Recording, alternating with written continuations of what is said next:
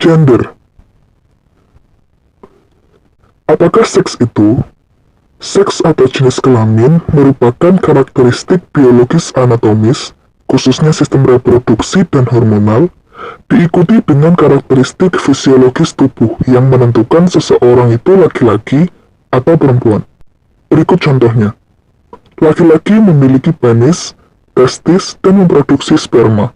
Perempuan mempunyai vagina, rahim, melahirkan, dan menyusui.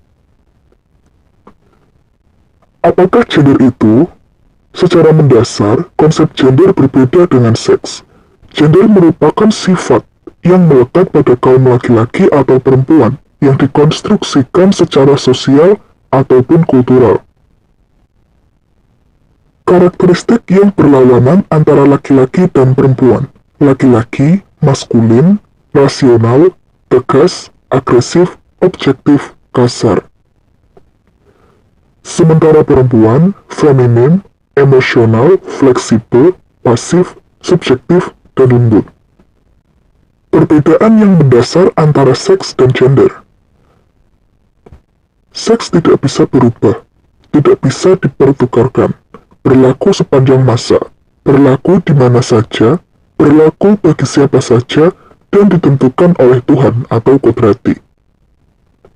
Sementara gender bisa berubah, bisa dipertukarkan, bergantung masa, bergantung budaya masing-masing.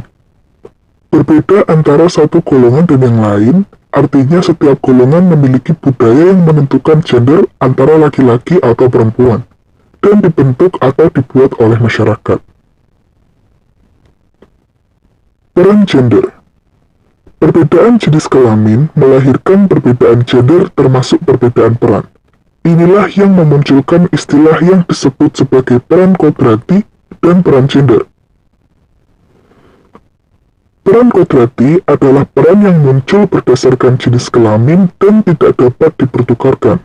Sementara peran gender adalah peran yang muncul berdasarkan norma yang ada dalam diri dan masyarakat, serta tidak berhubungan dengan jenis kelamin sehingga dapat dipertukarkan. Ketidakadilan gender. Apakah ketidakadilan gender itu? Ketidakadilan gender merupakan berbagai tindak diskriminasi yang bersumber pada keyakinan gender. Bentuk ketidakadilan gender bermacam-macam. Contoh nomor 1, marginalisasi, artinya peminggiran atau pemiskinan ekonomi. 2, subordinasi, anggapan atau perlakuan bahwa perempuan tidak penting. Dalam kurung nomor 2. 3, stereotip, artinya pelabelan atau stigma. 4. Violence, kekerasan. 5. Diskriminasi atau pembedaan. Dan yang keenam, multi-burden, beban kerja lebih panjang dan banyak. Bentuk-bentuk ketidakadilan gender tersebut tak bisa dipisahkan karena satu sama lain saling berkaitan dan mempengaruhi.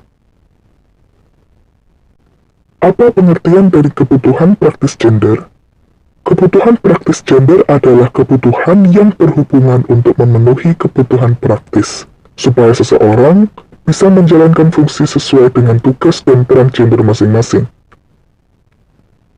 Kebutuhan praktis gender ini biasanya diformulasikan dari kondisi nyata pengalaman perempuan dan untuk kelangsungan hidup manusia.